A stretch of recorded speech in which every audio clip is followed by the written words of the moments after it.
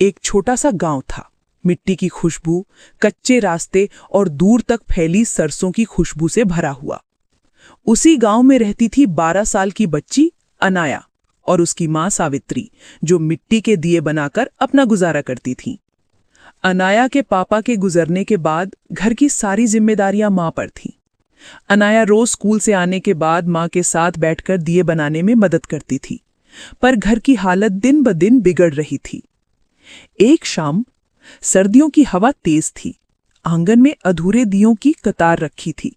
सावित्री ने अनाया से कहा, बस एक बड़ा ऑर्डर मिल जाए तो तेरी स्कूल की फीस भर जाऊंगी बेटा। अनाया मुस्कुराई, लेकिन उसके अंदर डर था। पिछले 2 महीनों से कोई ऑर्डर नहीं मिला था। अगली सुबह गांव के मेले में दिए बेचने का मौका था। सावित्री ने सारी रात जागकर 100 दिए तैयार किए। अनाया बोली, मां आज जरूर बिकेंगे देखना। लेकिन मेले में किसी ने खरीदे ही नहीं। लोगों के पास बिजली की लाइटें थी, चमकदार, रंगीन, सस्ती, पर मिट्टी के उन साधारण दियों को शायद कोई नहीं चाहता था। शाम ढल रही थी, हवा ठंडी हो चुकी थी। सावित्री की आंखें भर आईं। अनाया ने मां का हाथ पकड़ा। मां, हम घर चलें? सावित्री ने कहा, नहीं, अभी थोड़ा रुकते हैं, शायद कोई ले जाए।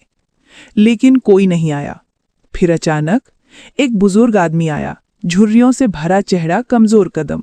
उसने एक दिया उठाकर कहा, ये मिट्टी की खुशबू, ये हाथों की गर्माहट किसी और में कहाँ मिलेगी बेटी? अनाया और सावित्री ने हैरानी से उसे देखा।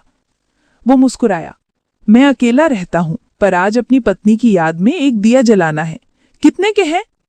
सावित्री ने धीमी आवाज में कहा, 5 रुपए का है बाबा।